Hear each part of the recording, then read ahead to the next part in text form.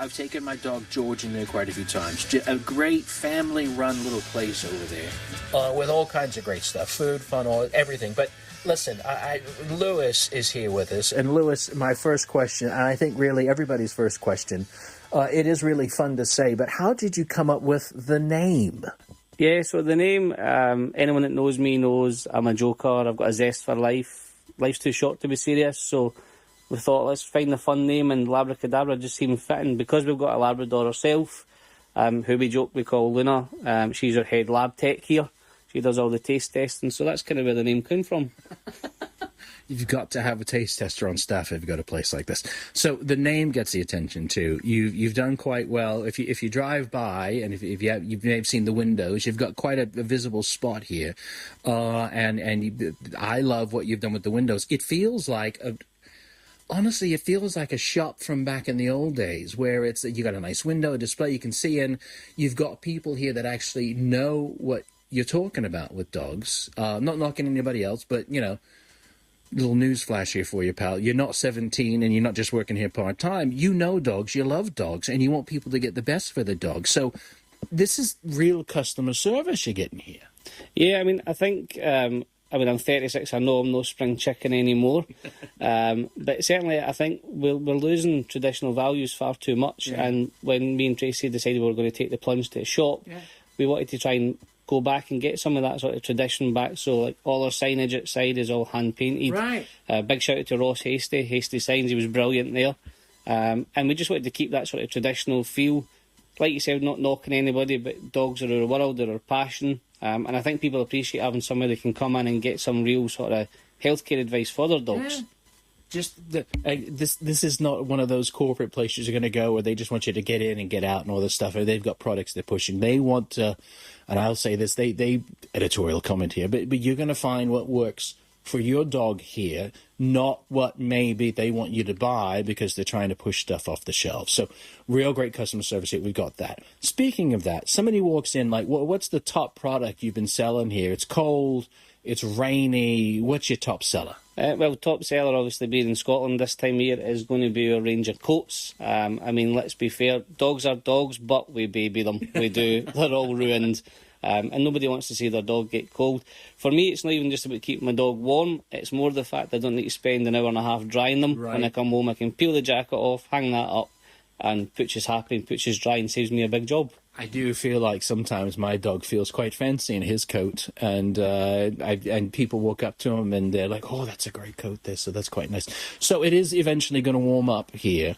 What should pet owners, what should they kind of be thinking about now as those warmer months are, hopefully, I promise it will get warm again, are coming? Is there anything maybe we should be getting our pets ready for to get back outside more? I think obviously there'll be our hardened dog walkers out there that'll be out rain, hail or shine. They're just going to be out in the rain. There is a lot of other people, me included, some days I look at and I think, no, we're not going out there today. And that's where we do a lot of mental enrichment with them. So that's it. If you've been more indoorsy, let's build up their exercise nice and slow, take it slow. They've got 4 legs, but usually they're quite little.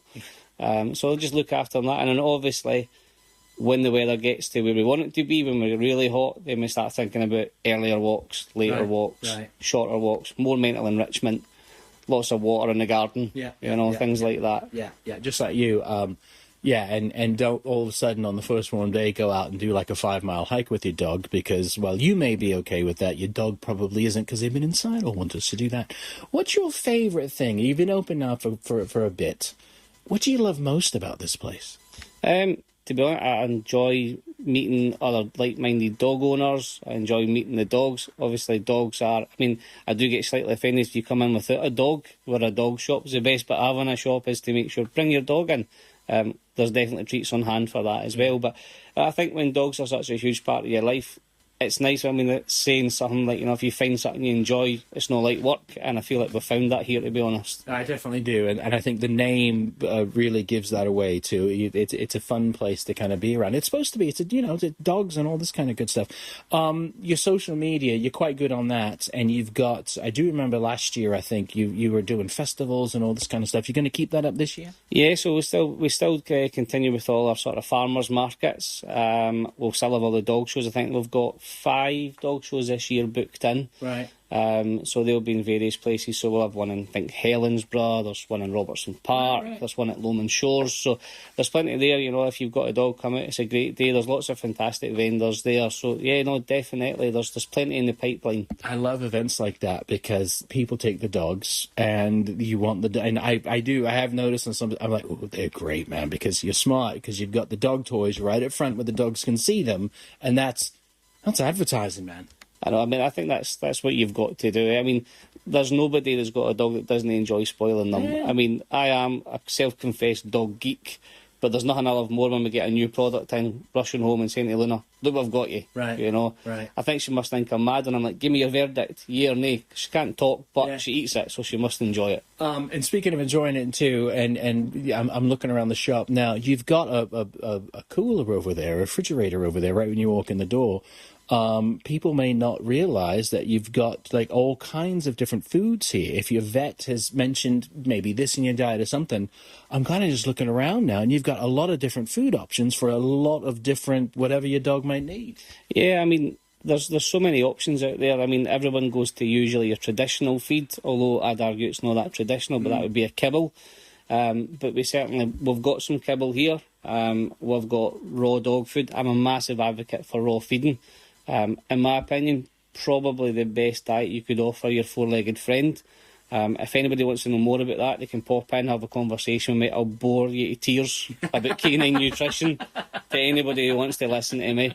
But no, we stock Pro Dog here. We've also got Fourth Glade, so more convenient feeds there as well.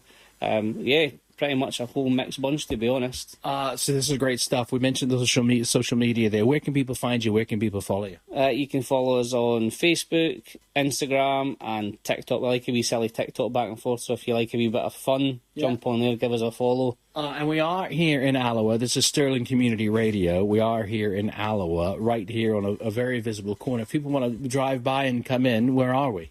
So we are right on the corner, quite a prominent spot on Primrose Street. Just right across from the station bar, so you can't miss us. When you're on the main ring road, you're definitely going to spot us. Yeah, no, definitely come in and bring your furry friend, as he was saying here. All right, this is the question I didn't tell you I was going to ask you. But if you listen to the show, you know what's coming here. Stirling Community Radio, this is a radio station. We play music. What was your first concert? Well, I'm not sure what to say. That I might give away my age, to be fair. No, everybody does it. Come on. Yeah, okay, we're probably going to say Biffy Clyro.